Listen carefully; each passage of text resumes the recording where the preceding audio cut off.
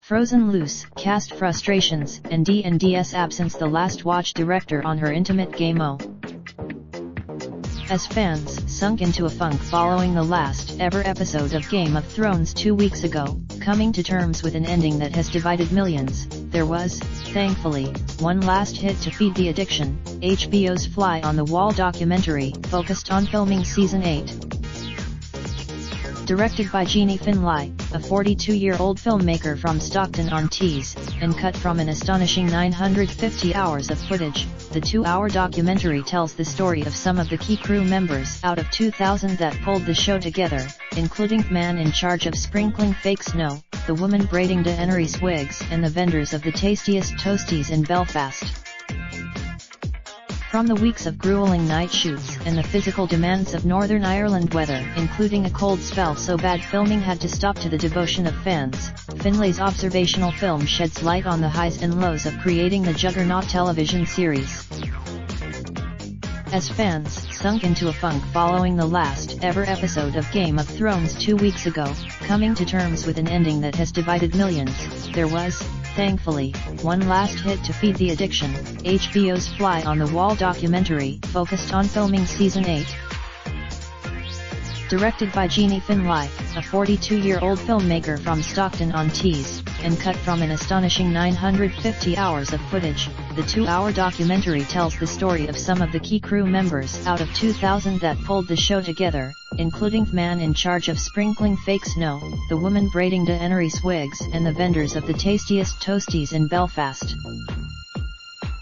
From the weeks of grueling night shoots and the physical demands of Northern Ireland weather, including a cold spell so bad filming had to stop, to the devotion of fans, Finlay's observational film sheds light on the highs and lows of creating the juggernaut television series.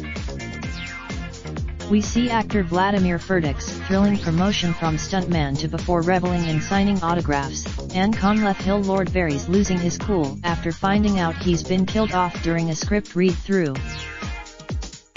What has puzzled viewers, however, is that most key cast members, with the exception of Emilia Clarke, were glaringly absent from the documentary, as were the showrunners David Benioff and Dan Weiss. Below, Finlay explains why.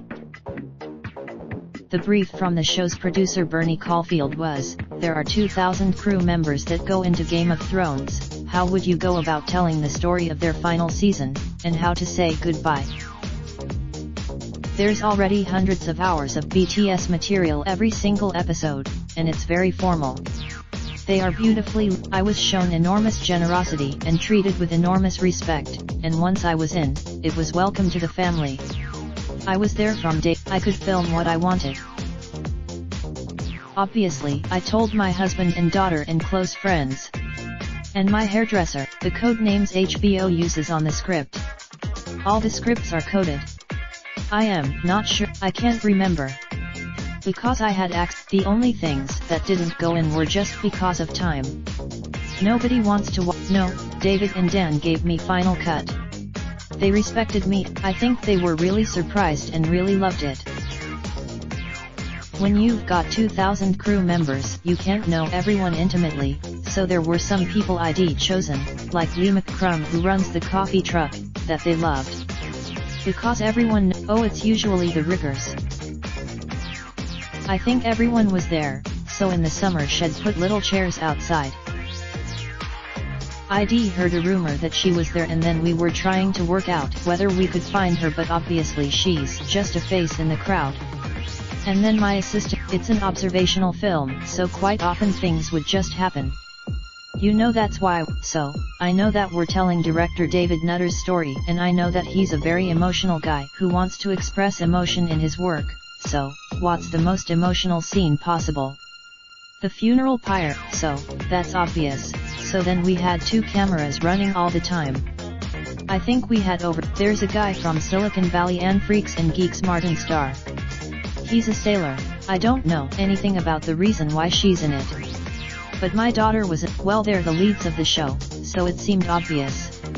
And also their kid's story collides with extra Andy McClay's so much, so it's obvious to focus on the 2 of them. And it was really maybe the dragons learned some new skills. It's something that I only discovered when I saw it written in the papers, because that's her story to tell. I didn't know about the people who you see are the people who I wanted to be in the spotlight of the film. Obviously, because there are no interviews in the film. And because David Snow is quintessentially Game of Thrones and he brings the snow. And also David, this was a character-driven film, we were following different stories, so my experience of the extras was seen through Andy McClay's eyes.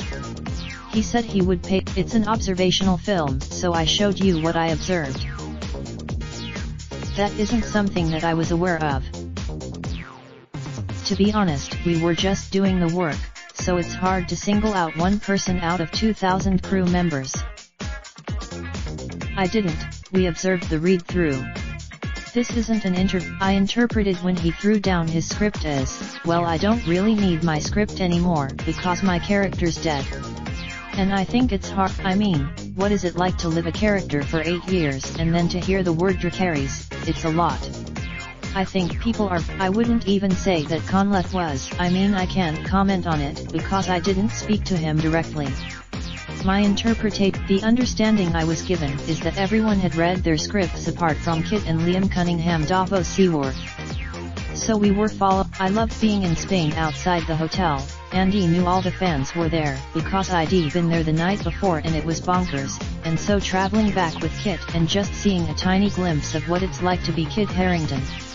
It's quite scary. Well, they were there all the time, in the middle of the night. And the drawings are amazing. Oh, is this in the Telegraph?